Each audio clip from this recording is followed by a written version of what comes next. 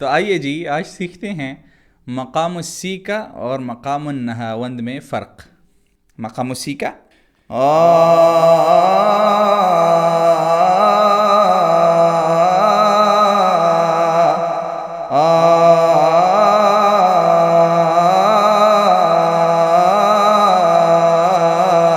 مقام النہاوند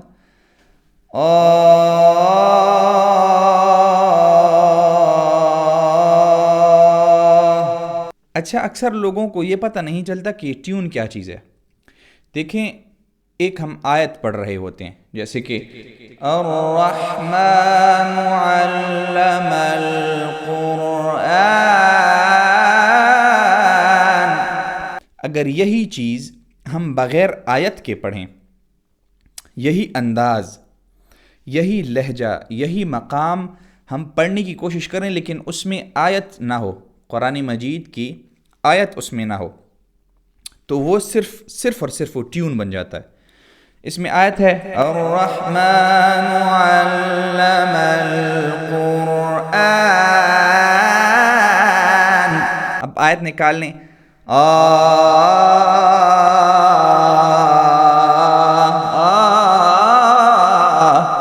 تو ٹیون یہ چیز ہے.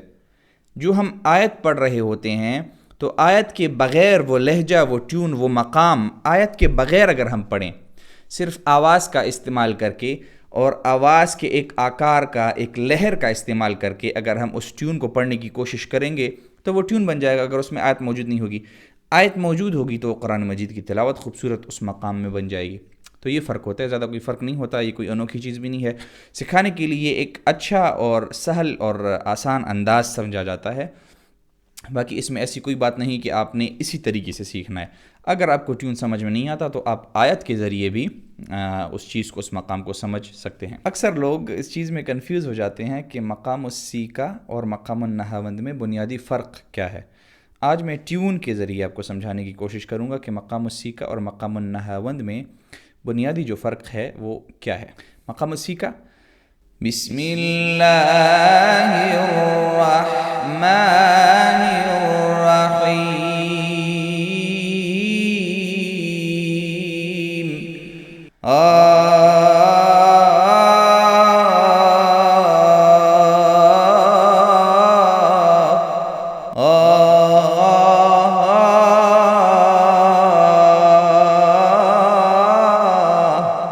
مقام النہاوند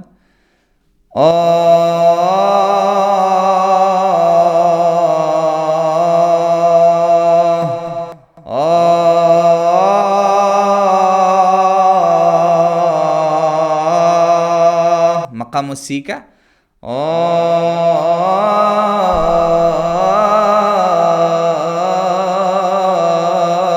مقام النہاوند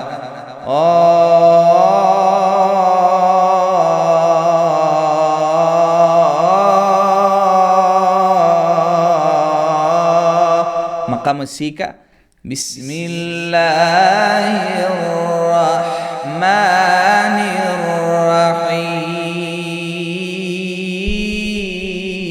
الرحیم. مقام النہاوند بسم اللہ الرحمن الرحیم.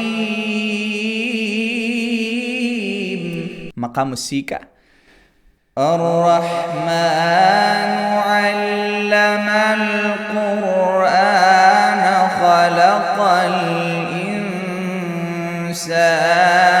علمه البيان. مقام النہاوند الرحمن علم القرآن خلق الإنسان علمه البيان. مقام السیکا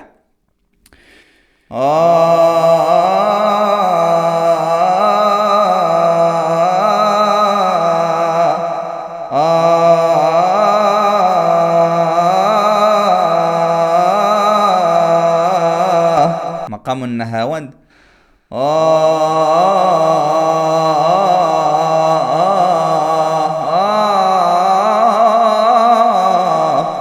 امید ہے آپ کو سمجھ آ گیا ہوگا کہ مقام النہاوند اور مقام السیکا میں بنیادی جو فرق ہے وہ کیا ہے۔